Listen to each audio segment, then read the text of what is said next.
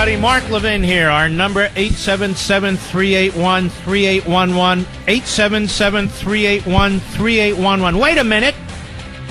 I thought it was a caravan, not an invasion, Mr. Producer. And I thought they were 900 miles away. They wouldn't be here till well into December. And I thought the president was doing this as a campaign shtick. Or a racist shtick. They're climbing our walls right now. Thousands are in Tijuana. The people in Tijuana have had enough already. The mayor of Tijuana's had enough. I don't think Latinos can be racist against Latinos, can they, Mr. Producer? Well, this is the situation. So I am waiting now for Jim Acosta. This was his lead question, ladies and gentlemen. I'm waiting for Jim Acosta to apologize to the American people, but that'll never happen. Because he's nuts. You know, they talk about the president being mentally ill. I think Jim Acosta is mentally ill. They talk about the president being a racist. Well, I think Acosta must be a bigot. They call the president Hitler. Well, what about Acosta? What about all the people on the left, in the media, in the Democrat Party, and all the rest? Well, you want to talk about the rules for the media? You know what the media is thinking about and talking about right now? I shouldn't say the media. I should say CNN. I should say CNN. Although much of the media follow suit with their stupid amicus briefs. I want you to hear this fat slob who goes by the name of Carl Bernstein. Now, Carl Bernstein was of the lounge act, Woodward and Bernstein. You may have seen them sort of tap dancing across the liberal stage.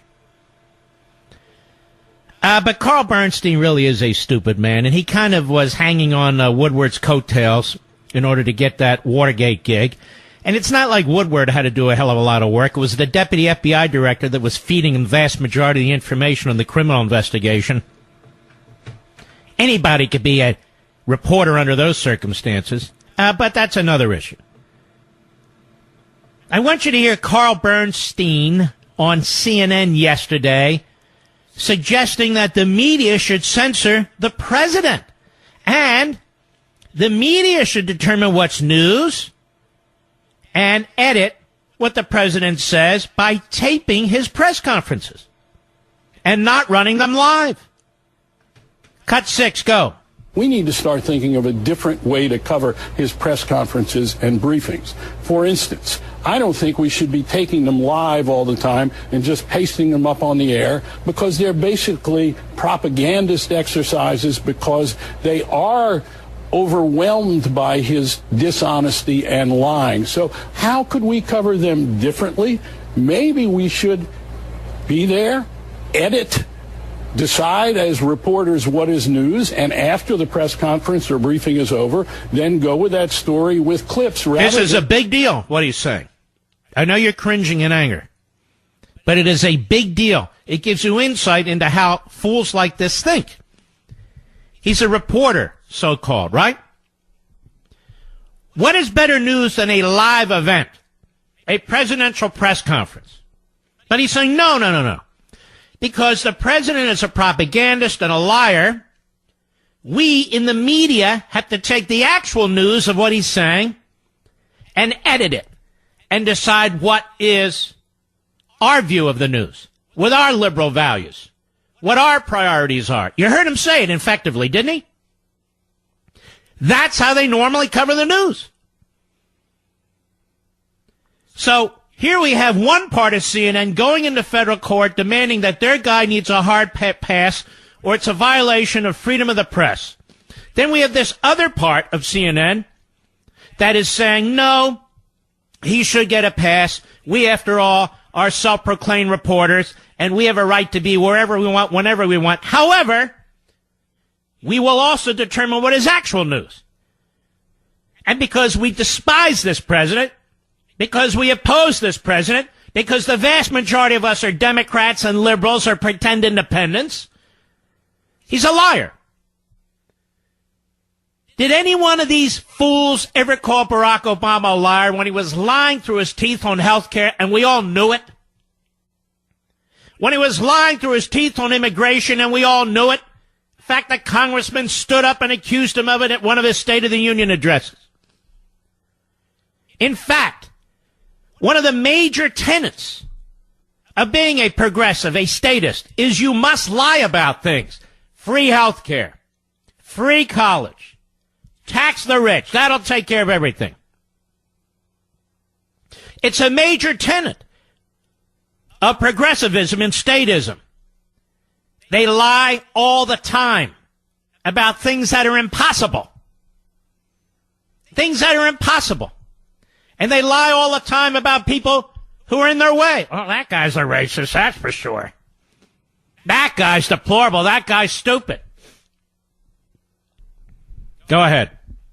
Treating the briefing or press conference as a campaign event, which they really are, and which we did in the campaign as well. We gave them all this free airtime on cable news especially. We need to start treating it like a news event. And look, in cable, we have websites. We can put up the total press conference on our website so that everybody has the chance to see it, or the briefing, and we ought to, and it's a matter of record, and we can be the place of record so everybody can see every word if they want it. But we need to start editing. But not on cable, you see, folks.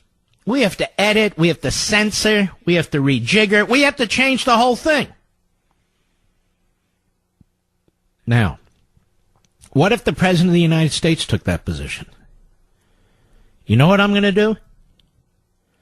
I'm going to have one camera in the press room. My camera. And we will record my press conference. And when it's over, we will edit it. And we will put the information out that we want to put out that we think is news. No, that's a First Amendment violation, freedom of the press. Did he not just say that's what he wants to do? But we're not the government, ladies and gentlemen.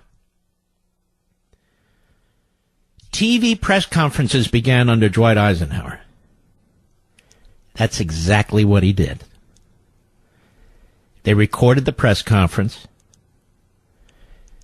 they edited it, and they put out the clips that they thought were newsworthy. Because here's the point that I keep making. The purpose of a presidential news conference is not to entertain the media. The purpose of a presidential news conference is not to inform the media.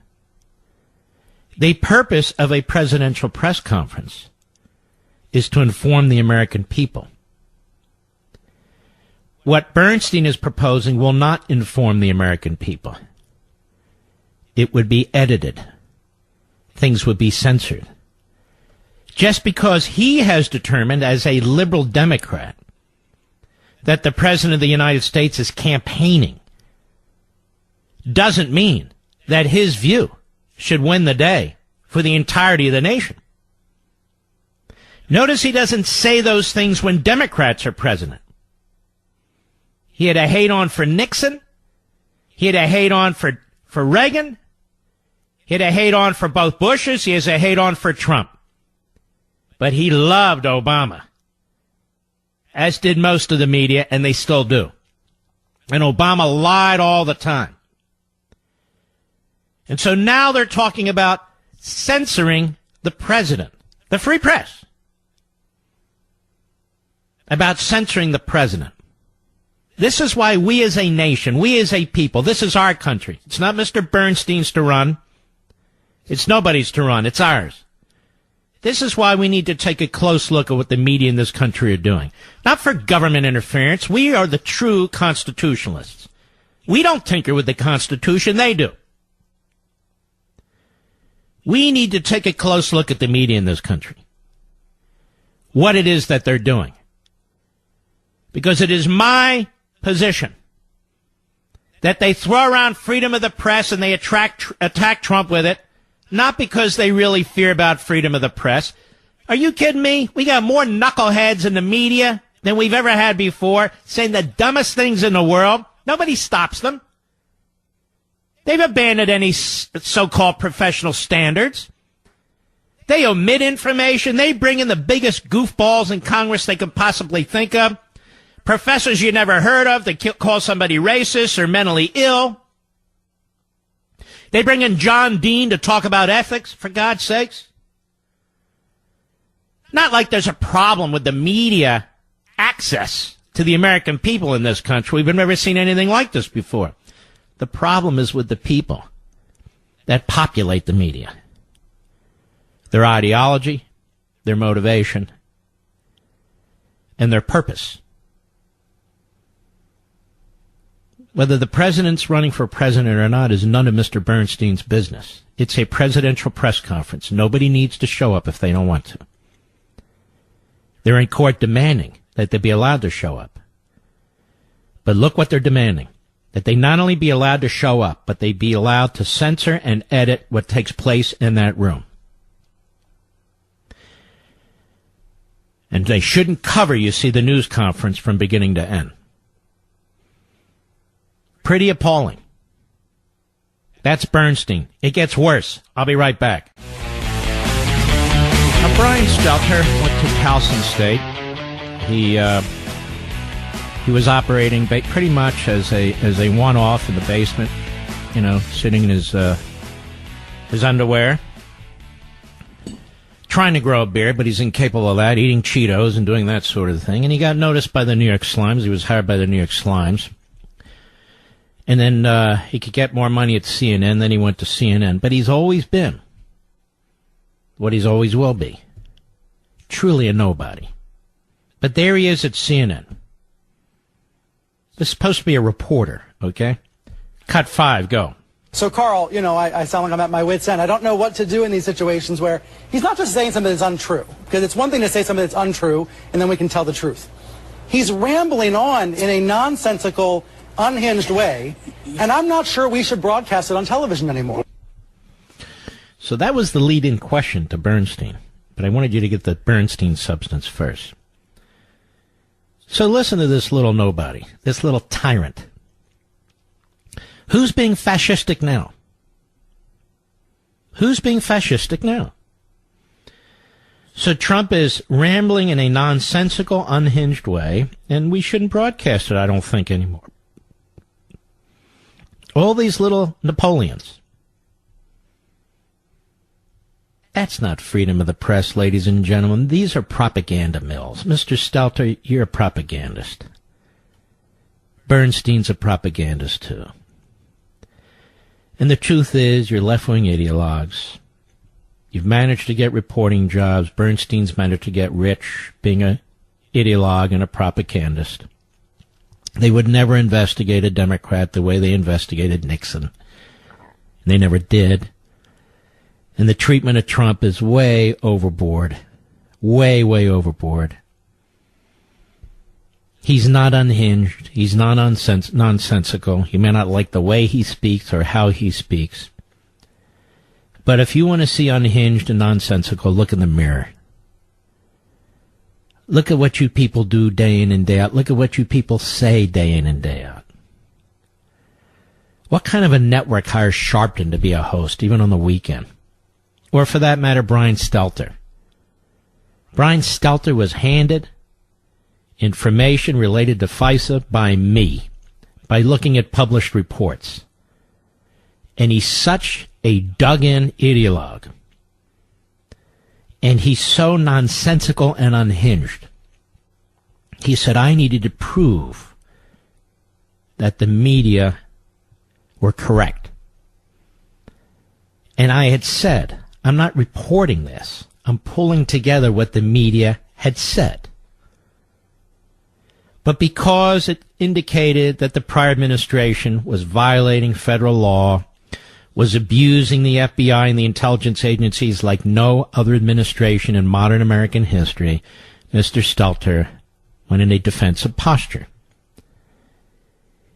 He put a pot over his head and walked around the house in his basement, ignoring it all, and then attacking me. So, Mr. Stelter, Mr. Bernstein, both paid by CNN, rather than supporting freedom of the press, want to use fascistic tactics to shut down the president in the name of freedom of the press. That's exactly what they're doing. They have no idea what freedom of the press means. They can't even define the press. They can't define freedom. They don't know the history of the freedom of the press. They don't know what took place during the colonial periods, the pre-revolutionary period, the revolutionary period, the post-revolutionary period. They don't put context into anything. It's just like these idiot network reports I have to listen to on this program, where all they do is mouth the Democrat talking points about their latest pathetic lawsuit involving Matthew Whitaker. Suddenly, they've heard of the appointments clause. When I talked about it months ago, they ignored it. When I talked about it months ago in the context of Mueller, it was dismissed. When the Democrats bring a lawsuit and bring up the appointments clause in the context of Matthew Whitaker, all of a sudden it's national news. You get it?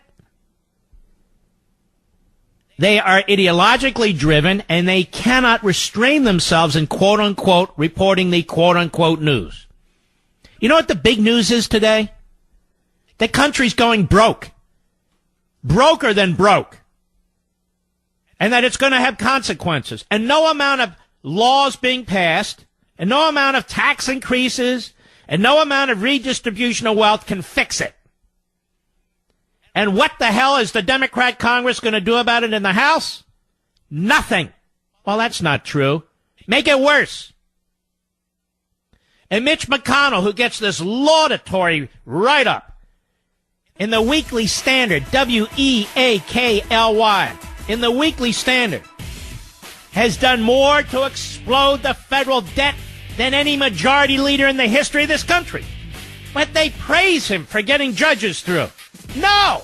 Let's praise Harry Reid for getting judges through. It was that idiot who started pushing the ball to get rid of the filibuster when it comes to the judiciary. I'll be right back. You won't want to miss our third hour. Rush Limbaugh was incredibly gracious today, and I want to talk about that and some of the things he said and some of the things I want to say about him. And then later in the hour, Sean Hannity as well. But I'd asked Rush to induct me into the National Radio Hall of Fame. He immediately agreed. He was going to fly up here on his own dime and fly back, and the weather was a disaster. And then, to my surprise, and it shouldn't be a surprise because he's always a class act, always a decent gentleman and class act, despite what you hear in the media. He took time out of his show today, and really it was just absolutely, very gracious of him. So I'll talk about that. And Sean took time out of his schedule to do a video and so forth. It's a little inside radio, you know, but I think people find it fascinating. I know when I used to listen to radio as a kid, I had my Radio Shack transistor radio on my bedstand. When I was 12, 13, 14, 15 years old, I couldn't get enough of it. And I would be listening to hosts on what was then WCAU radio, now WPHT. I would listen to Joel Spivak, Bernie Herman. I would listen later WWDB to great hosts on that station as well.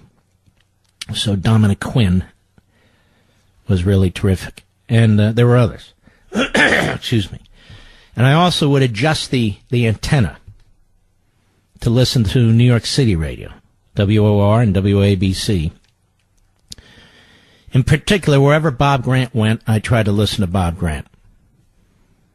And I've had many blessings in my life, and one of the blessings is to have gotten to know Bob Grant, even as I got into this business. And the late, great Tom Marr, who used to fill in here from time to time, he was a host in New York, a host in Philly, and wound up in Baltimore, and was a dear, dear friend, and many others. And I would start calling into radio shows, but in particular, a radio show called The Rascals that was on from like midnight to 5 in the morning. And I would call into that show on WCAU, and the host was Bill Corsair, and I got to see him last week and his beautiful wife. And It was just an enormous amount of fun. And the other thing is, as I do talk radio now, I don't just show up. Ask Mr. Bill. I don't just show up behind a microphone. I'm doing this 24 hours a day, 7 days a week. I'm sending him emails. We provide a whole list of links of emails I send to him, and then he'll send them to me, and then I'll go through them. I mean, there's work involved here. 3 in the morning if I'm awake, if I'm working on my book and I come across something, and I am working on my book at 3 in the morning, and that's when I have to work on it. I'll send it to Mr. Producer. Hopefully he doesn't get a ding. Hopefully he silences his phone. Or I'll have things posted throughout the day. It's constant. Why? Because I love it. That's why. And I love radio. I love radio.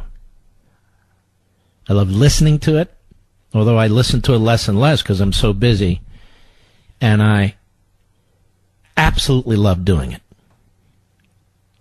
And if there wasn't a radio station or network that would be interested in me, I'd be podcasting the next day.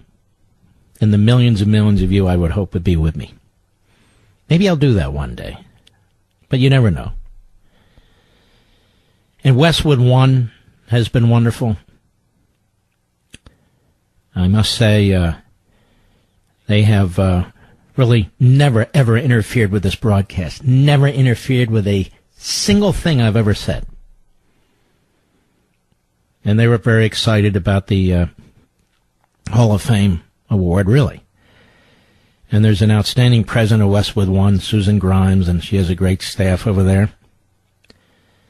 So I have no complaints from me. And there were other inductees, wonderful people. Mike Francesa, what a great guy. All of you in New York, you know exactly who I'm talking about. John Bredemeyer of Chicago. Terrific guy. Who else was there, Mr. Producer? I can't remember everybody. Well, Mr. Producer wasn't there. He couldn't get there. But there were many, many greats. Don't get me wrong, just because my memory is focused elsewhere right now. Anyway, I'll deal with that in the third hour, if I may. Now, I'm going to read to you, Sarah Sanders, a list of requirements now, rules, that reporters must follow if they intend to receive and retain a hard pass. And I want you to listen to this. This is for grown adults who call themselves reporters. Number 1, a journalist called upon to ask a question will ask a single question and then will yield the floor to other journalists. I hope Judge Kelly's following the bouncing ball here, because this is nothing more than a restatement of the process that used to be in place and understood to be in place. But now it has to be put in writing, you see. Because Judge Kelly feels it needs to be put in writing. There needs to be due process, you know. Due process has nothing to do with this. But anyway, let's go on. Number 2. At the discretion of the president or other White House official taking questions, a follow-up question or questions may be permitted, and where a follow-up has been allowed and asked, the questioner will then yield the floor. They have to put this in writing. Number 3, yielding the floor includes, when applicable, physically surrendering the microphone to White House staff for use by the next questioner. You would think this is like a Monty Python skit, but it's not. Number 4, failure to abide by any of the rules 1 through 3 may result in suspension or revocation of the journalist's hard pass. You happy, Judge? How stupid is his TRO and everything else that'll likely follow? Sanders says, we've created these rules with a degree of regret. For years, members of the White House press corps have attended countless press events with the president and other officials without engaging in the behavior Mr. Acosta displayed at the November 7, 2018 press conference. We would have greatly preferred to continue hosting White House press conferences in reliance on a set of understood professional norms. And we believe the overwhelming majority of journalists covering the White House share that preference. But given the position taken by CNN and its slip and fall lawyers, that's right! We now feel obligated to replace previously shared practices with explicit rules. We are mindful that a more elaborate and comprehensive set of rules might need to be devised, including, for example, for journalist conduct in the open, non-press room areas inside and outside the White House, and for Air Force One. These clowns at CNN This clown Acosta, and quite frankly, these lawyers would be clowned themselves. Do they realize what they've done?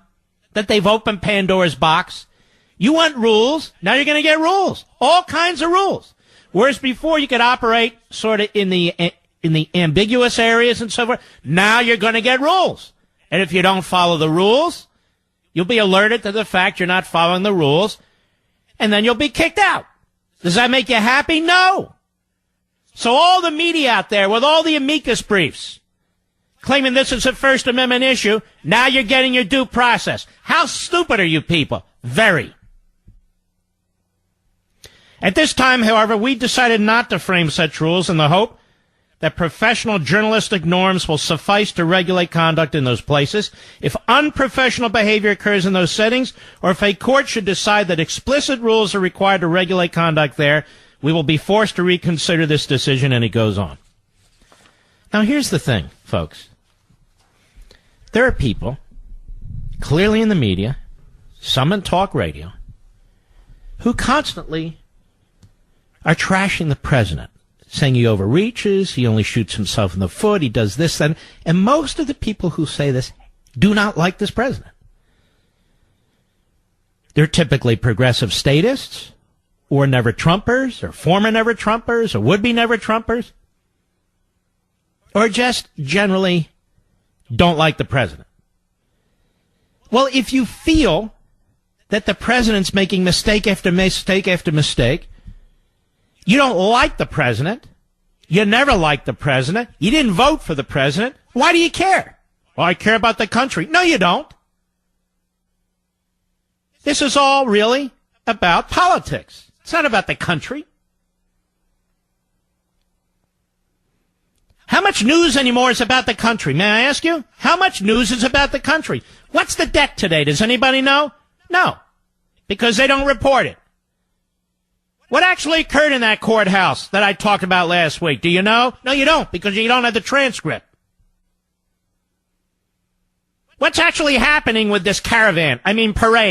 The invaders. Do you know? No, because many of the media outlets are doing everything they can that Bernstein talks about.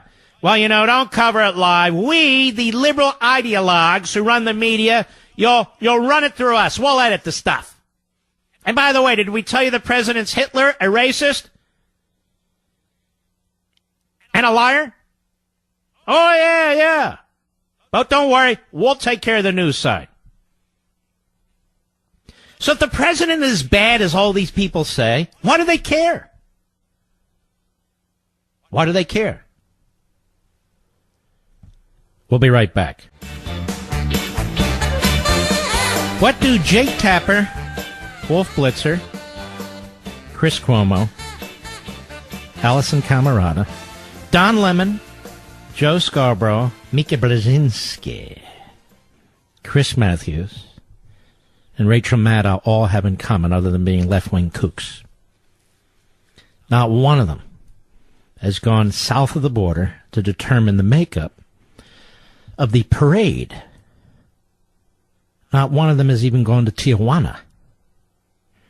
And yet all of them claim that when Trump talks about this, despite Trump being the president, getting intelligence from Homeland Security, getting intelligence from ICE and the Border Patrol, getting intelligence from our military, getting intelligence from the Mexican government that what's going on down there is not very pleasant, and that there may be hundreds of criminals and gang members and so forth.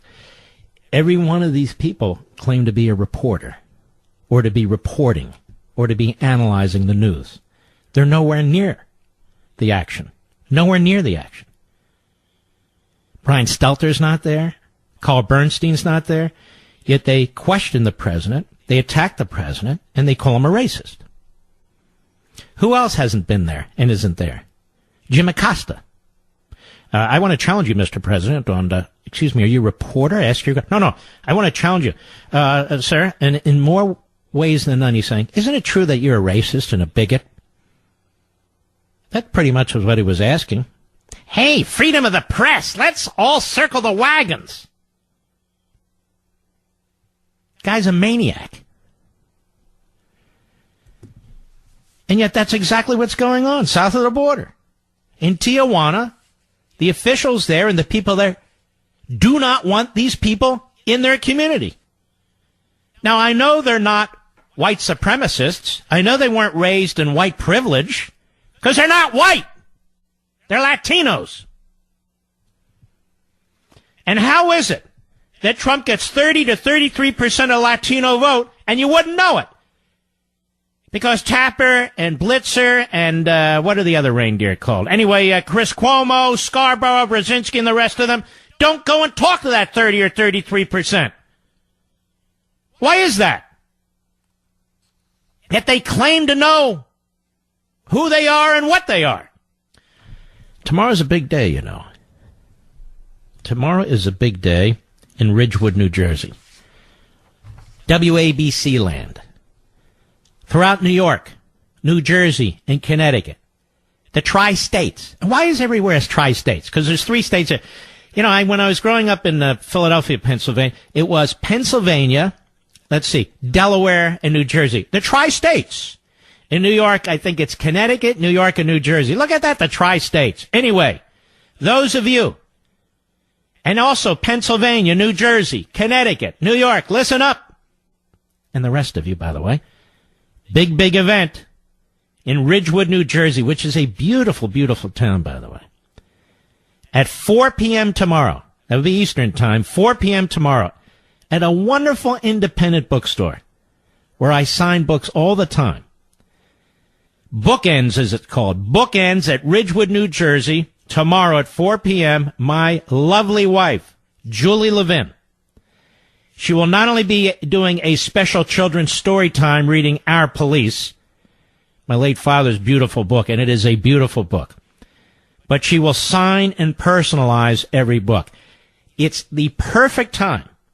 It's for Thanksgiving, Christmas, Hanukkah, or any occasion, or no occasion. This will be the last time this will be done.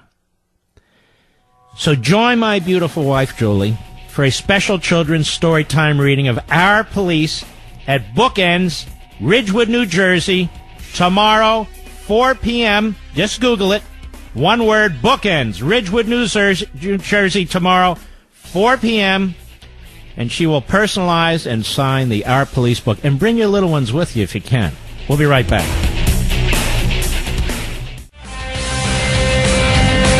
Everybody, Mark Levin here. Our number, 877-381-3811, 877-381-3811. All of you who are not driving, if you're at a computer, a laptop, an iPad, you have a handheld device, I want you to look up, right now, let's do it all together, my name on Wikipedia. My name on Wikipedia. Wikipedia self-identifies as the free encyclopedia. Most of you don't even have an encyclopedia anymore, a hard encyclopedia. We used to have encyclopedias, the Britannica, dictionaries, but everyone goes online now. So what's online is very important, don't you think, Mr. Producer? So look up Mark Levin on Wikipedia. You will find at the very bottom they have 97 footnotes. 97 footnotes, because they know in the vast majority of cases, nobody's going to actually look at those footnotes, but it looks very impressive. Wikipedia is part of the media. It's where people go, even though they say they don't go there. And they obviously have a person assigned to me. It's got to be the longest, or one of the longest, Wikipedia write-ups of anybody.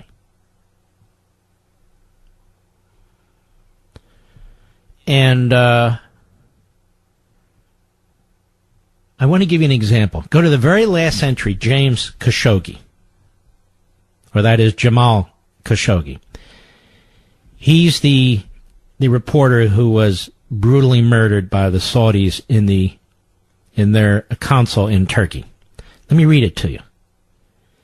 After prominent Saudi journalist and dissident Jamal Khashoggi was killed and potentially murdered by Saudi operatives, Levin claimed that Khashoggi was a longtime friend of terrorists. Levin also stated without evidence that Trump was the victim of an insane media conspiracy when Trump was criticized for not forcefully condemning Saudi Arabia for Khashoggi's killing. Now go to footnote 97. I'm taking this because it's the newest entry. Quote, conservatives mount a whisper campaign smearing Khashoggi in defense of Trump, unquote, Washington Post, retrieved 10/24/2018. Now what's the problem with that? I never said a word of this. Not one word. Not one word. And when that article was written, making the allegation against me, I wasn't on any media platform. I hadn't written anything on social media. I hadn't been on radio, Levin TV, Fox. I was sitting next to my father in hospice. I never said a word of this. I called out the Washington Post when I returned. Did I not, Mr. Producer? They never retracted it. They never corrected it. They never apologized. And now Wikipedia cites it as fact. I'll give you another example. And there's many here. I'm just looking at it. Evolutionary biology. On April 29, 2018, Levin dedicated his weekly Fox News program to the thesis that evolutionary biology isn't a science, claiming that this notion of Darwinism, atheism, really progressivism, they really don't work with constitutionalism. Now let's stop there. I didn't dedicate my show on Fox to evolutionary biology. I had a brilliant intellectual on my program where we discussed many, many subjects. And this subject, which he brought up and I discussed with him, he made the case, and he's not some right-winger or anything of the sort. He's a real thinker. And he made the case that Darwinism is a fraud. That maybe there's evolution of some kind, maybe there's not. But they can't really prove it because you can't go from apes to Neanderthals to this, that, and there. And he was actually using science to explain it. Darwinism, for anybody who actually reads, is a crucially important aspect of the intellectual progressives from 100 years ago. They cite him all the time. Not because of evolution of animals, because they use Darwin, survival of the fittest, which is sort of a fortune cookie statement, but still, in explaining society and humanity. That's the danger of applying Darwinism to the behavioral sciences, social sciences, and political science. Because Darwinism can be used to do horrific things in the name of government. That was the discussion. Now let me read what he says. Whoever posted this. Levin dedicated his weekly Fox News program to the thesis that evolutionary biology isn't a science, claiming that this notion of Darwinism, atheism, really progressivism, they really don't work with constitutionalism, adding that Darwinism leads to forms of tyranny, which it does and has. Levin also attacked the validity of other sciences, including political science, behavioral science, and social sciences. These sciences, quote unquote, are not the hard physical sciences, ladies and gentlemen.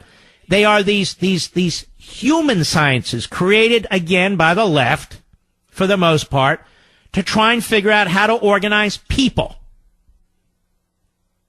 Bemoaning that they are applied by the progressives, by the communists, and had their birth out of, among others, Darwinism. Now, I'm not asserting that.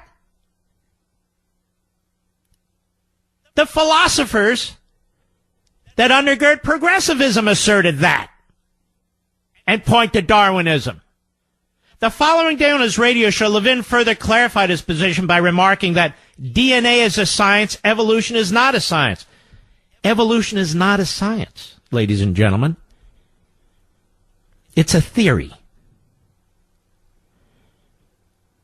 Now, we can debate this, but don't cherry pick what I said to make it look maniacal. And that's what these people at Wikipedia are doing. That's what these people at Wikipedia are doing. You want to see another example? Wiretap claim. I'm just looking right up the list, trying to take the shorter ones. In March 2017, Levin alleged that the Obama administration had used, quote-unquote, police state surveillance tactics against the Donald Trump campaign during the 2016 presidential election. The Associated Press said that Levin, quote, voiced without evidence the idea that Obama had wiretapped Trump Tower. I never said Obama wiretapped Trump Tower, but let's go on. Levin protested the AP report vigorously, demanding a retraction and apology on the grounds that his sources for the statement included the New York Times and other newspapers. His statement was reprinted by Breitbart News and reportedly became the basis of President Trump's unfounded Trump Tower wiretapping allegations. In 2017 September, reports emerged of a court-ordered Federal Bureau of Investigation wiretap on Trump campaign Paul Manafort. While certain Trump supporters allege that this surveillance vindicated Levin, listen to this. This is an encyclopedia. And Trump's unsupported allegations. David A. Graham of The Atlantic noted, this is not true. Trump claimed he had been subject of Obama-ordered politically motivated surveillance, for which there remains no evidence. Ladies and gentlemen, how can I be wrong when I was reading specifically from media reports and saying over and over again, these are from media reports, and drawing conclusions that are in media reports, based on media reports? But Levin's not vindicated, you see. It's a conspiracy theory. It's a conspiracy theory. I said that it appeared that there had been FISA warrants, 2, based on media reports. And based on media reports, there were 4, actually, when you consider the extensions. The date of the first one I had wrong because the media outlet had it wrong. But I'm looking at these leaks. And having worked at the Justice Department, I'm saying, I don't know how many times, there are leaks coming out of the FBI and the Department of Justice. Who the hell else would know about FISA warrants? And there were leaks coming out of the Department of Justice and the FBI. I got an enormous amount of this right on. And the media hated me for it. And I'm citing the media. This kind of outrageous postings on this Wikipedia site, they're really unbelievable. For example, on my books, we might have 1 or 2 people who say something negative about the books, but we might have 15 or 20 who say something wonderful about the books. So they'll have some guy who says something terrible, and then maybe 1 or 2 who says something nice. Well, then don't put any. Just say what my books are. But they don't. They give the impression that there's like a 50-50 view of the book reviews. There's not a 50-50 view of the book reviews. The overwhelming number of book reviews have been positive in every single one of my books, with a handful, not even a handful, a couple, that have been negative. But they all find a place on Wikipedia. All of them. So every single negative thing that has been said about me by my detractors, by leftists, by morons, winds up on Wikipedia.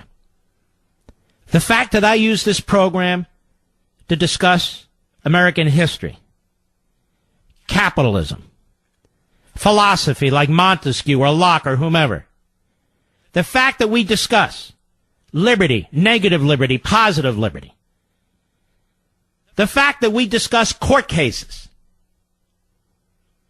the fact that we go deep into so many issues, you'll never see that on Wikipedia. You'll never see it on Wikipedia. It's incredible. The free online encyclopedia, the free encyclopedia, Wikipedia. And because I call them out, they will not allow you to go in and fix it. They will not allow you to go and fix it. They say this section has been nominated to be checked for its neutrality. Discussions of this nomination can be found on the talk page. This is their excuse for allowing this to continue. So what we're going to do in the weeks and months ahead is we're going to pick one individual on the left that's on Wikipedia, and I'm going to encourage you to go into Wikipedia and distort everything. And then we'll pick another person on the left. We'll go into Wikipedia and we'll distort that too. Because this has to be exposed as another internet left-wing site that operates in the shadows, makes radically political decisions, and is not an encyclopedia, the free encyclopedia. It is the left-wing encyclopedia. And you should discourage your children from using Wikipedia as a factual resource. It's not an encyclopedia. It's not like the old Britannicas. It's a joke. I'll be right back. I'm almost done, but let me go through a few more of these as I continue to read it, and my eyes just... LEVIN has been described as conservative, right-wing, and pro-Trump. LEVIN is known for criticizing Democrats and encouraging primary challenges to a number of incumbent congressional Republicans. That's true. But then I want you to get to the radio broadcasting, right? Let's get to this part. It's actually quite short. The first paragraph has one or two sentences, then the next one. Former Republican House Speaker John Boehner. Let's stop right there. I've had a radio career over 15 years. What does former House Speaker John Boehner have to do with defining my radio career? Former Republican House Speaker John Boehner said in October 2017, this is what they have under broadcasting, that LEVIN was responsible for influencing other conservative media voices like Hannity and Rush Limbaugh towards the far right, saying, quote, the right-wing guy, LEVIN, he went really crazy right and got a big audience. And he dragged Hannity to the dark side. He dragged Rush to the dark side, unquote. So you see how you put these things together? That, my books, I'm a conspiracy theorist, on the deep state conspiracies, on the wiretapping and Jamal Khashoggi. This is character assassination. Character assassination. Yeah, on June 24, 2018, he was inducted to the National Radio Hall of Fame. No, I wasn't. I was inducted last week. I was nominated, but that doesn't matter. So let me ask you folks something. The board or the committee of the National Radio Hall of Fame gets together, and they're looking at all these possible nominees. They look all over the country. Well over 1,000 radio stations, thousands of hosts, many of whom are very good. And I'm selected in this format because, according to John Boehner, I'm dragging the other guys over to the right. Is that it? No, that's not why I was nominated. And that's not why you voted for me. And yet, if you don't know anything and you go on Wikipedia, this is what you know about me. And there are 97 footnotes. I'm doing this as a public service, ladies and gentlemen. Seriously, stay away from Wikipedia. Stay away from Wikipedia. Or if you're going to use it very sparingly as sort of a jumping off point. Because it's very left-wing. It's very dishonest. I wonder if Carl Bernstein edits this thing. You think he does, Mr. Producer? Because, of course, everything has to go through the left-wing freedom of the press types in order to be considered news. So this is not a serious encyclopedia. I could go through the other pieces, too. It's just too monotonous. But according to them, I said, basically, Khashoggi hung around with terrorists and got what he deserved. I never said a word about that. Oh, and he's a kook on evolution, too. The discussion was far more substantive and serious than that. Oh, and he has conspiracy theories on the wiretap. It was the New York Times headline that brought up the wiretap. I was reading what they said, but still they got it wrong. And of course, his radio career consists of John Boehner basically saying he dragged Rush and Sean to the ugly side, the dark. You understand. All right, we're going to move on. I'll be right back. Another police officer murdered, this time in Chicago in a hospital. We don't have all the facts yet. Another police officer murdered. You know, on Saturday, when my wife and I were at Barnes & Noble at the Tysons Mall, and I was speaking to the folks who had gathered there for about an hour, maybe a little longer, I don't remember. One young lady, very respectfully, said, you know, you talk about our police, you talk about, you know, respecting them in their various duties and the dangers they face. But what about people who have a different perception and a different experience? Fair question. And as I say, very respectful. Jim Acosta could have learned from her. I said, if there's a rogue cop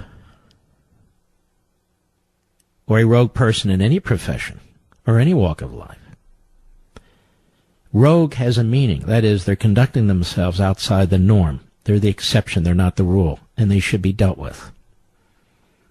Rogue so-called reporters, like Acosta. Rogue athletes. Rogue lawyers. Rogue doctors. Whatever. And I said, thank God we live in a country where that is addressed. We do not live in a police state where it's not addressed. But my problem, I explained, is this politically motivated left-wing attack on law enforcement as an institution with claims of systemic abuse, with claims of systemic racism. It doesn't exist. Are there racists? Yet. Is there systemic racism? No. Is there systemic police abuse? No. And I'm sick and tired of hearing it. There are places outside of this country where that exists. And they are hellholes. But not in this country. Not in this country. Not under our Constitution. Systemic, ladies and gentlemen, means it's the rule. Systemic would mean that rogue law enforcement is the rule, not the exception. Like rogue anything else would be the rule, not the exception. That is a bald-faced lie. Or that this country has systemic racism, that is a bald-faced lie. Bald-faced lie. And so now we have another police officer who's lost his life in Chicago.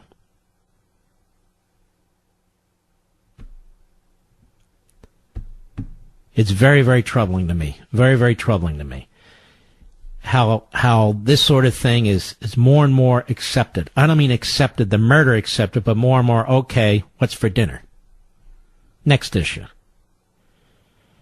I always think when these police officers, when they stop a car in the middle of the night, and they don't know who's in the car, they don't know how many people are in the car, they don't know if they're armed, they don't know a thing. They're going up to that car. They're putting their lives on the line just by stopping that car. If somebody pulls out a gun from under their leg or next to them or a seat, and the police officer, even hanging a little bit back on the window, he doesn't necessarily draw his weapon or her weapon, they're easily killed or easily maimed. Because that police officer has to make a decision. They have to anticipate. But the perpetrator or would-be killer, he doesn't do any of that. Just does it. Just does it. This was the stuff that drove my father batty and infuriated him. And me too. You know, I had a great man on my program on Fox on Life, Liberty, and Levin last night. I hope you enjoyed it. It was 10 p.m. Eastern, as usual, on the Fox News Channel. And I want you to hear some of what he had to say. We'll keep it short. And that was Victor Davis Hanson. You've seen his name. You've seen him on TV from time to time. He's one of the standouts in our current society. Transformation of America. Is it picking up speed? Cut 13, go. So you're saying what you've already seen, and I agree with it, the fundamental transformation of America gradually. Is it picking up speed now? I think it is. I don't want to be pessimistic in the sense that I really admire you, and I admire people at Fox News. I admire people, some in the Republican Party, really brave voices that there are in academia that are saying, you know, I'm going to speak out regardless of the consequences. But the Romans and the Greeks believe that luxus, that's a word authors use, luxury, affluence, leads to non-seriousness. I don't want to use the word decadence, but we are such an affluent, leisured society. So somebody from the inner city can have an iPhone with more computing power than 6 IBM mainframes. A guy across the street can come from Mexico and he can be in a Kia, and that can be a better ride than a Mercedes 30 years ago. And I think that's great. But what we don't get with it is some collective gratitude or some sense of accomplishment. Instead, we get that Kia is not as good as today's Lexus, and therefore the equality result didn't work for me. And that I don't like the lack of gratitude or the trashing of the system or our ancestors that gave us all this system. And maybe it's the universities have created an arrogant and ignorant cadre of youth, but something's gone wrong. Mm-hmm. And he's quite right. Cut 14, go. We had this election. People say it's a great win. Democrats say it's a blue wave. What do you see in this election? Well, I'd see it in a historical context, and that's not, I'm trying to be an optimist. Barack Obama lost 63 seats, 6 senators, and was reelected. Bill Clinton, I think, lost 52, 8 senators, reelected. So zealots and partisans relax in a midterm, and people who were defeated get re-energized. That's common. But I think there were a couple of disturbing things, and that is the aftermath of the election. It just seems that every time there's a recount in Arizona and Florida or even Georgia, or especially where I am in California, 4 seats that were won and then lost. And it's kind of the opposite of what Napoleon said at Austerlitz. You know, he said at 11 o'clock I've lost Europe, at 3 o'clock I won it. Well, I thought on election day we'd won more. We'd only lost 26 or something. Do we ever win seats that we were losing 5 days later? I can't think of many. No, I think maybe 20 years ago when older people were the absentee ballots, but now it's the SCIU, the mobilized people, and that Democrats are much better at it than Republicans, and that we thought we could learn. The other thing in these very close races where we lost some good people, we've got this missing 4 to 5. The so-called deplorable, the Trump-based parole voters, whatever, they were there. But now there's going to be a great discussion. Where do you pick up the missing 5% that would have won you some of these good Senate seats? Is it to appeal to the African-American community and say, I think Trump might want to consider that, go into the inner city and say, you know what, I may have said things, you may have said things we didn't get along, but I want you to have leverage over your employer. I want you to have a choice of jobs. I gave you an opportunity in an economy, and I think you're going to take advantage of it. And I think that's what I'm worried. I want you to be powerful. And I think he could say the Latino community, when we close that border and make it legal and meritocratic, guess what? Your communities can have AP in the classes. They don't have to have bilingual education. Your kids are not going to be bullied by gang members from Central America, and you're going to be in such demand that your wages are going to climb as they went 3% this year. And then we have that other missing, I don't know, maybe you know better than I do, and that's the proverbial, I don't know who they are, but the cable liberals keep talking about the suburban women that are turned off, and we've lost them. maybe so. I don't know when he said Stormy Daniels was horse-faced, maybe that turns him off. I don't know, but there's 3 to 4%, and that you don't need it all in one place. You can get 1% here and 2. He's very close, but he's going to need a little bit of boost if they have a credible candidate in 2020. You know, as I listen to him, I think about this. Suburban women,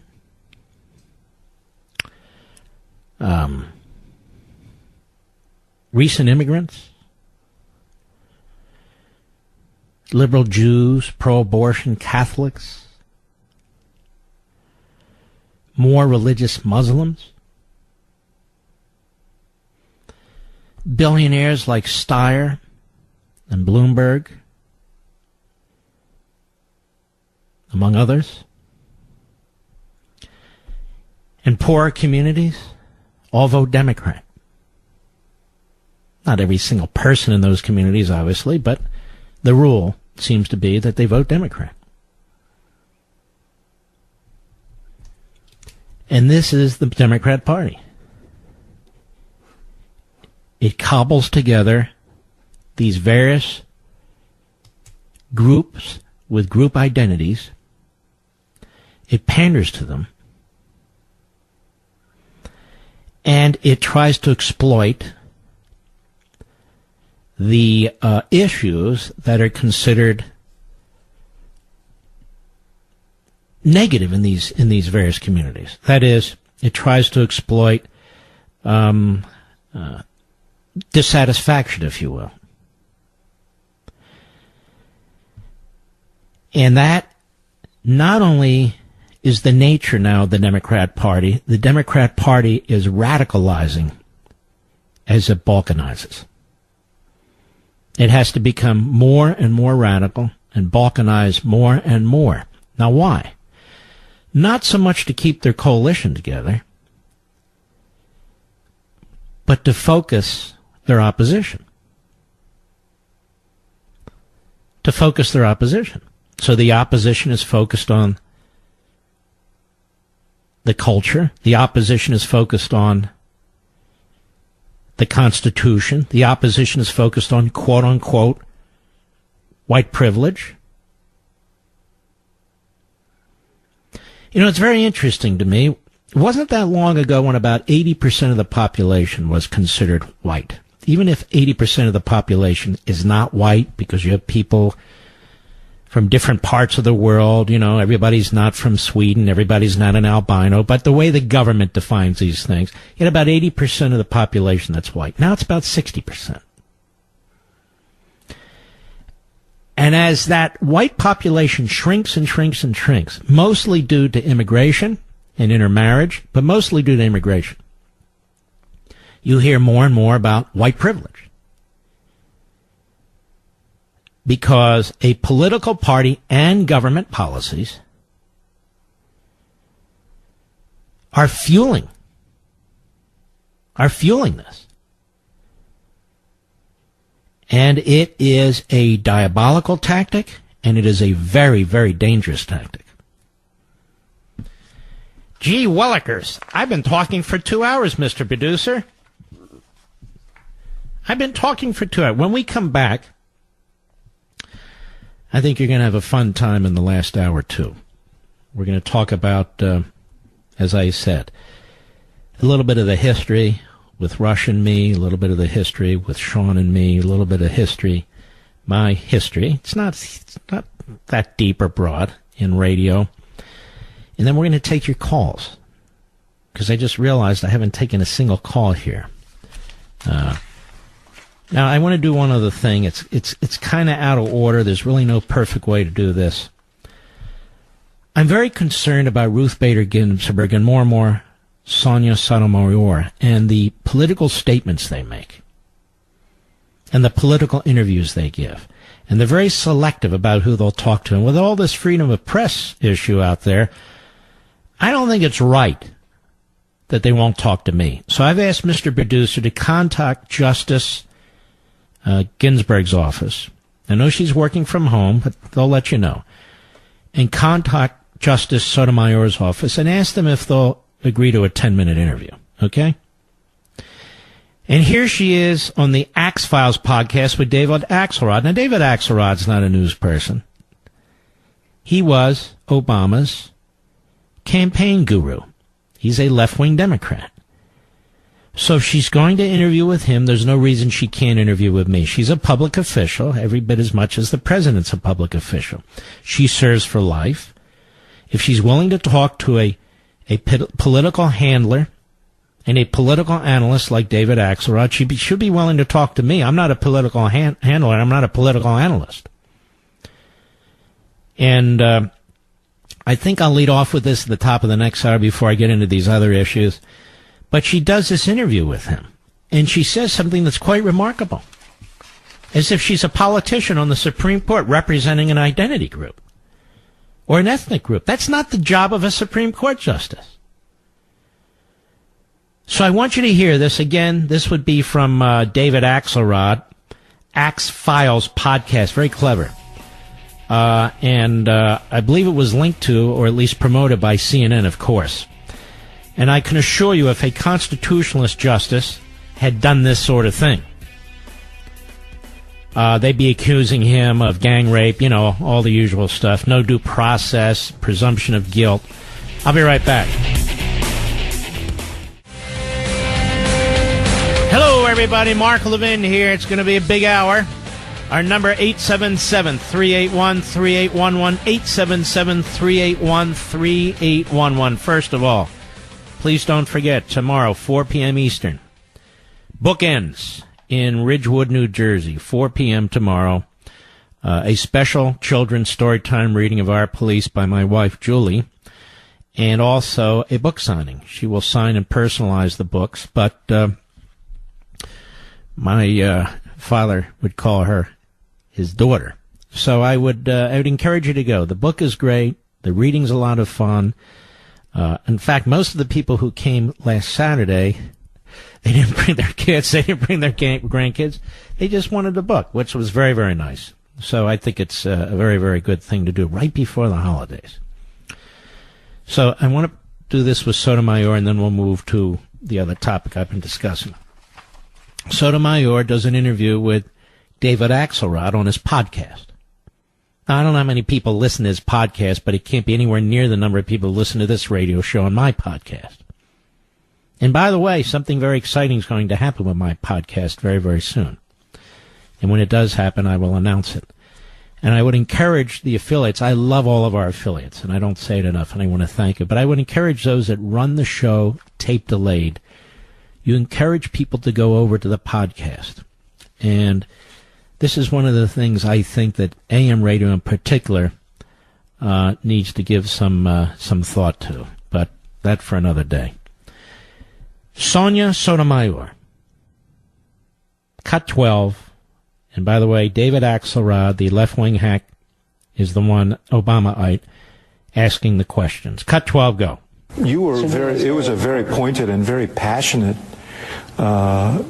dissent, and I know how carefully you choose your words, and I'm sure every single word in that dissent was one that you gave a lot of thought to.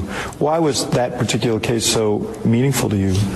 I think that when we have people who believe and do believe that they've been discriminated against in their treatment, that someone should speak their views and speak it with real feeling and explain it as carefully as I could as being what is at the foundation of this country, that we don't discriminate, that we hold precious the commands of our Bill of Rights. She was talking about the travel ban and her dissent. The president wasn't discriminating against people. I don't even know why I have to explain this to an associate justice of the Supreme, other than the fact that she's a leftist. The president wasn't discriminating against a people. He was making decisions about people coming into this country based on what kind of governments and societies exist.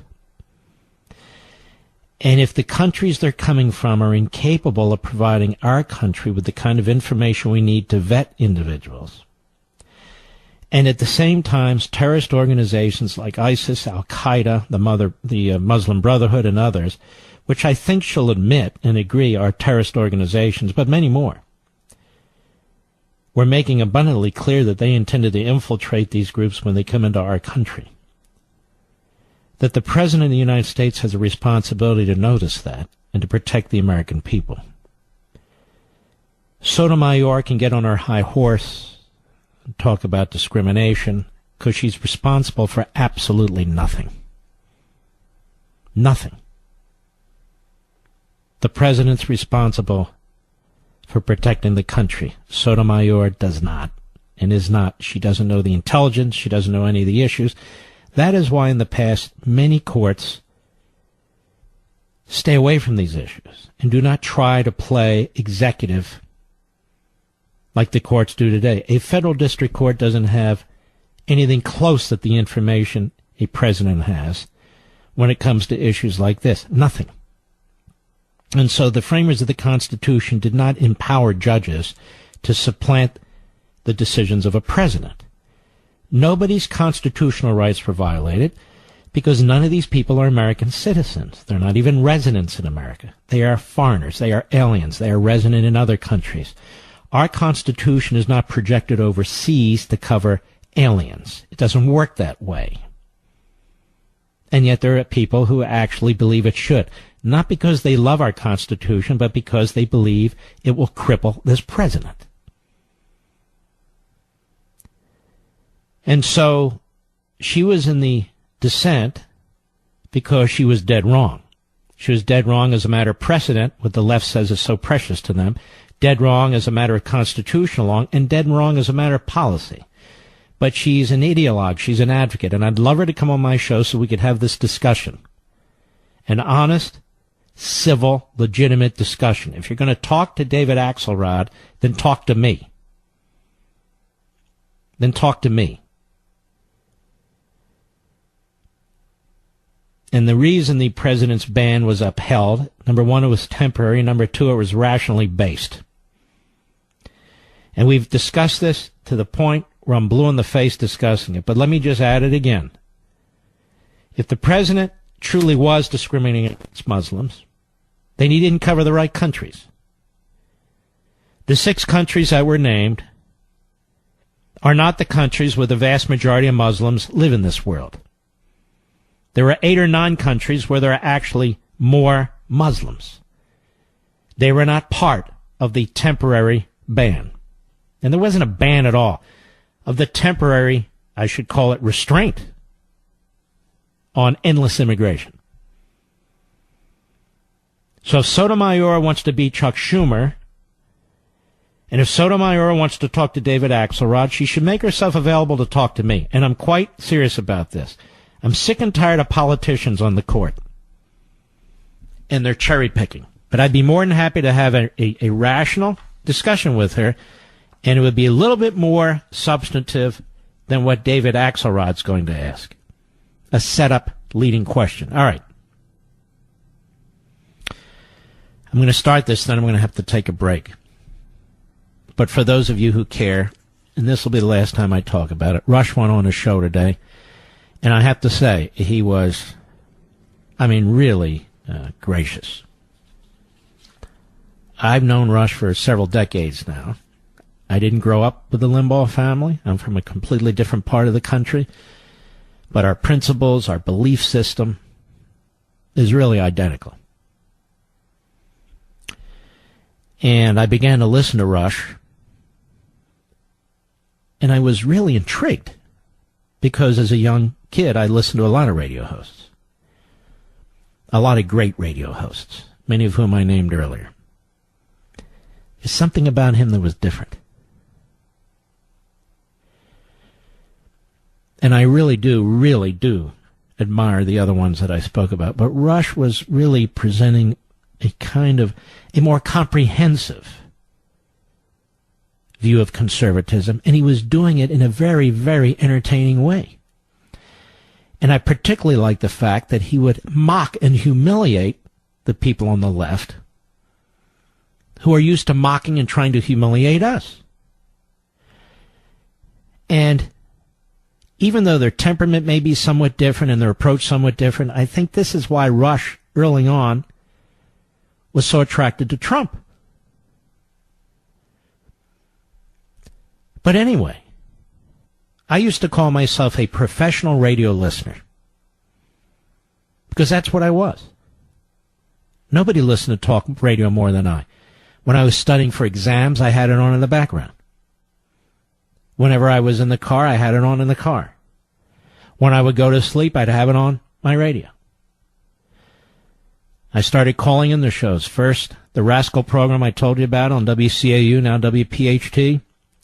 Bill Corsair, one of the great hosts, truly is, and others. I really enjoyed Bob Grant. And locally in Philadelphia, Dominic Quinn. Many young people have no idea who I'm talking about. These were the people who helped create what you're listening to today. But there is something about Rush. And one of his wonderful assistants, Cookie, now and then I would start sending her my thoughts on legal issues and constitutional issues. Rush didn't solicit it. He didn't really need it. But I would do it anyway, and I enjoyed doing it. And Cookie would, Kathleen, who's a wonderful lady, would take them to him, and from time to time he'd mention that this young guy had sent him something and he'd read it, or maybe he'd read one of my columns in the Washington Times or something. And then one day, out of the blue, he announces that he's going to name me the director of his legal division. Now, this is Rush. It's funny. There is no legal division, but I'm the director of nothing. But that was okay. But that was an acknowledgement to me. That was an acknowledgement to me. And that's the other thing. He's very generous. He's a very giving man. In 2000, I had heart problems, and I got stents, and then they blocked. It's called restenosis. Then they drilled them out. I got more stents, and they blocked again. They drilled them out. And then they blocked again, and I had a heart attack. And I had, bypass surgery. I was 42. And there was a little bit of a complication. One of the grafts, that is one of the arteries, collapsed. Now, I've been to several doctors. I have a tremendous cardiologist, Ann Safko, who I love.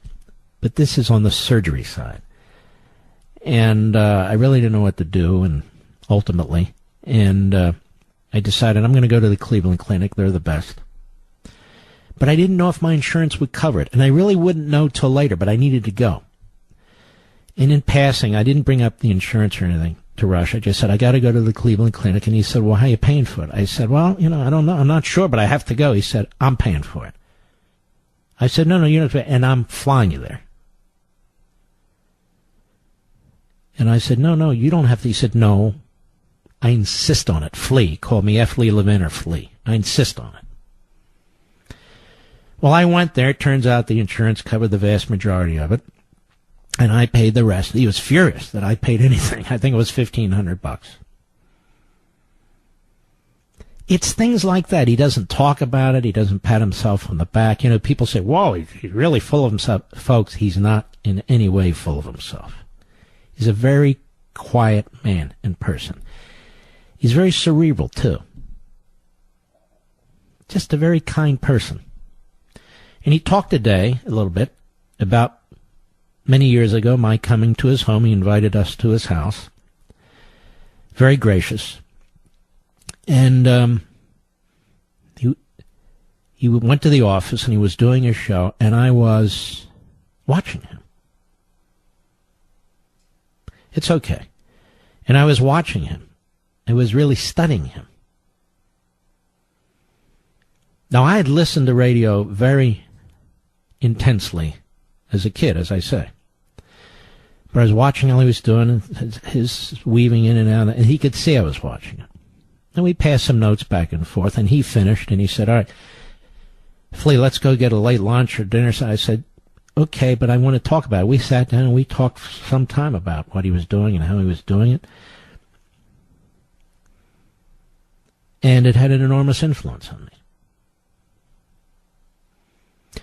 And when we come back, I will play, not the entire thing, just a few minutes of what Rush said today. And I'd ask him if he would induct me into the Radio Hall of Fame. And without blinking an eye, he said, absolutely. And he was very, very upset, given the weather, and he couldn't get there. He told me, he sent word he was embarrassed. No reason at all. I barely made the event, and I'm one of the inductees. In fact, it took us almost 5 hours to get from northern New Jersey to New York, which is about, 18 miles or something like that, Rich? 17 miles? It's not far, and we were 2 hours in, and I said to my wife, my mother-in-law, let's turn around. I want to leave.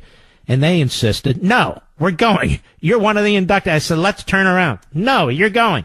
So that's how bad the weather was, and everybody up in New York and New Jersey, and frankly, from Washington, D.C. up, we all knew the weather was bad. It got really bad that night, much worse than anyone anticipated. Certainly DeCamio, he didn't know which side was up, the mayor. All right, we'll be right back. Mark Levin.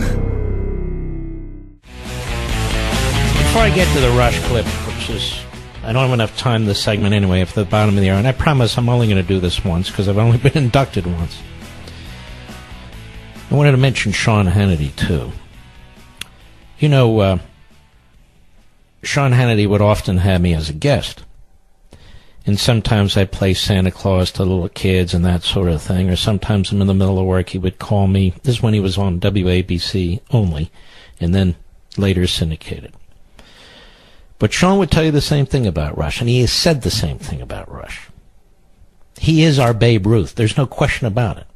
He takes more slings and arrows than anybody else. And now Hannity does, because he's the big dog on Fox. And he takes an enormous amount of abuse, too. They want to take these guys out. Honestly, I benefit from this, because as big as this program is, it's on 6 p.m. at night on the East Coast. It can't be as big as Rush and Sean. And that's okay by me, because they're the trailblazers. And the three of us, I don't think you're ever going to see anything like this again. I'm not putting anyone down. I'm just not. It's not like we sit down and we plan our radio careers together. We never do. Ever. Each one of us is independent. We do our own things, even though we're friends. We don't compare content. We don't share content. We don't talk about this station, that station. It just doesn't happen.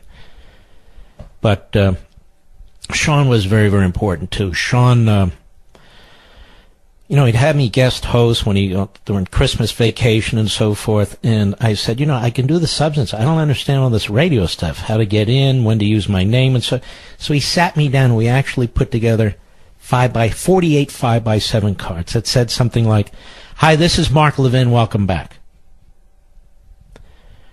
Just little stupid stuff like that. So when I needed to come back or go, I didn't have to give it any thought, and then it becomes simple.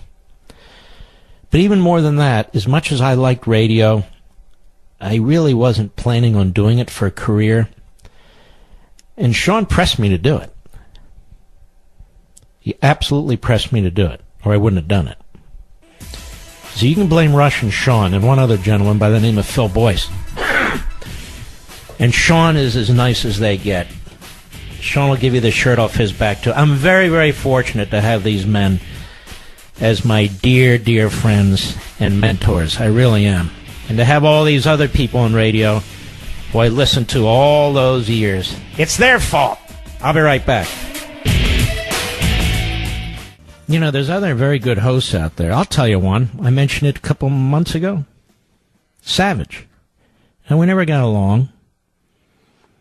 That's too bad. But I think he's a compelling radio host. I really do. And they're younger kids coming up, but they're going to have to prove themselves over time. And the PR and the marketing at some point will give way to the ratings and whether they're commercially viable. But look, I'm not going to do this forever. I'm not going to do it into my 80s. I'm just not. And one of the only downside of this is my time slot, 6 to 9 at night. You miss a lot of dinners with family. So that's the one thing I've regretted all these years. But I don't regret much because I absolutely love this. And you can tell the difference between those who slog through it and those who absolutely love it. Or those who rush through it, or those who are just kind of superficial about it. You know, there are those of us who live this, breathe it. Rush started in radio and did some TV. Sean started in radio and does TV, and he's great at both. I started in radio and now do a little bit of TV. But the radio is at the hub of it all. If you can do radio, you're better able to do TV. But if you do TV, you're not necessarily able to do radio at all. Radio is the purest form of communication, of mass communication. And those of us who do it 3 hours a day, and those of you who listen 2 or 3 hours a day, you get to know us and we get to know you. But when you do TV, the way TV's done today, you really don't get to know the person. It's not as intimate. The one reason I decided to do the Fox show the way I do it, 1 hour with 1 or 2 guests, here's the truth, and I probably shouldn't tell anybody this. It's more like radio. I don't mean taking calls from radio. I mean more like an interview on radio. And I'm tired of these zillion guests and the zillion this and the zillion that. I want to sit down with somebody who's interesting and talk to them. Now, that's been done before. Many of us grew up around that. With liberal hosts and conservative hosts, with Bill Buckley and then others who were not so conservative, most of whom were not conservative. And I felt that was missing. And so that's why I decided to do it on Fox. And now you'll see that PBS picked up on it. Others are trying to pick up on it. But it won't work the same way it works with me because I am I, and I choose the guests that I choose. It's just different. Okay, now, I started on a Sunday show from 12 to noon. Phil Boyce gave me the opportunity, but he said, look, management won't pay you. And I said, all right, great. I'm going to actually try this on a Sunday. I have my other job during the week and at Landmark Legal Foundation. Let me try this, see if it works, and I can learn it. And I can see if the audience even likes it. Well, I did. I did it for like 14 months, and I wasn't paid a nickel. It was costing me money to drive into the studio on DeSalle Street in Washington, D.C., near the Mayflower. That was the ABC News headquarters, because back then that was ABC Disney that owned all these stations. Not anymore. And I tried it. I liked it, and I was trying to perfect things and try things. It was really the perfect opportunity. And it was great for them because their ratings doubled. Nobody was listening to the radio 12 to 2 on Sunday in New York, especially New York, where people have other things to do. And New York is an enormously competitive market. They have over 50 radio stations. You know that line, if you can make it there, you can make it anywhere? Well, it's not necessarily true, but first I had to make it in New York. And I did. Then eventually, I won't go into all the gory details, I was syndicated slowly but surely. And one of the gentlemen involved in working on that was Mitch Dolan, who then was senior vice president for ABC Radio Networks, and he's a good man. And he was all for it, and he got behind me. And one program director after another began to pick up the programs in the company that we owned. And then some of the other companies that competed with us picked up the program, particularly Clear Channel and iHeartRadio at the time, and the wonderful Julie Talbot, and Sean Compton, and others got behind the program. And so this is a long way of saying thank you to everybody. These things don't happen overnight. You are the bottom line, the audience. If you're not interested in a host or somebody bores you or whatever the reason is, you got 1,000 other things to do. And that's especially so in my time period, where many people on the East Coast and the Atlantic Midwest areas, they're eating dinner, you are, or you have other things to do. There's a lot of TV on, sports. On the West Coast, where you're stuck in traffic and you have a zillion choices too. I was told this program wouldn't make it in the South. We're everywhere in the South. I was told this program wouldn't make it in L.A. We are the highest rated show among most shows in L.A., on the great KRLA. I don't think there's a major metropolitan area where this program isn't heard. And we're on satellite radio. I mean, you can't even begin to, fathom it. And when you sit behind a microphone, you don't really think about it. Which is really an odd thing if you do think about it. But here's Rush today. Go right ahead. Mark Levin has had an amazingly diverse life. He was the spokesman and liaison. He was the chief of staff for the Attorney General Ed Meese during the Reagan administration. He is an accomplished lawyer. He started the Landmark Legal Foundation, was a conservative legal 501c3 activist group that represents conservative causes in courts all over the country. But he grew up loving radio. He grew up loving talk radio, grew up practicing talk radio, pretending to be on talk radio when he was driving around in his car. He would listen to people calling into talk shows and ignore the host and answer them himself. He studied. Remember, he wanted to come down and see me in Florida one day and just sit in and watch program. He came down and did it. Say, you want to go for a drive afterwards? I wanted to show him poems. No, I need to talk about what just happened. I need to talk about what I just saw. He was a student of it. He realized that he didn't, he's not one of these people who thought he could do it and knew it all from the get-go. He really studied it from the ground level. He has become one of the most listened to radio talk show hosts in America at night. His national show is from 6 to 9 p.m. and now has a Sunday night show on Fox. But his expertise is the Constitution. And what he's done there, this is something that is crucial to succeeding in a mass media form like radio. You've got to be able to take complex things, complicated things, and boil them down to their essence to make them understandable. You cannot sit here and read magazine articles to people and then say, this is important, listen to me. You've got to be able to explain it yourself. You have to be able to know it. Mark Levin is a constitutional scholar, in addition to being a radio broadcast professional. And while it might be said he's self-taught, he has studied from the best and really taken the time to learn it. He didn't get into it to be famous. He didn't get into it to be known, didn't get into mass media like so many other people do. He got into it because he really believed the American people needed to know about things that he was passionate about, and he wanted to tell them about it. One of those things is the Constitution. The Constitution can be a very esoteric, very deep. You let a bunch of lawyers and constitutional experts start talking about it, and they will bore you silly. You will become disinterested in it, and you'll think, it can't be that complicated. And it probably isn't, but this is what intellectuals do. What Mark has done is take a scholarly and genuinely intellectual interest and expertise and understanding of the Constitution, and not only made it understandable to a mass audience, he's made it fascinating.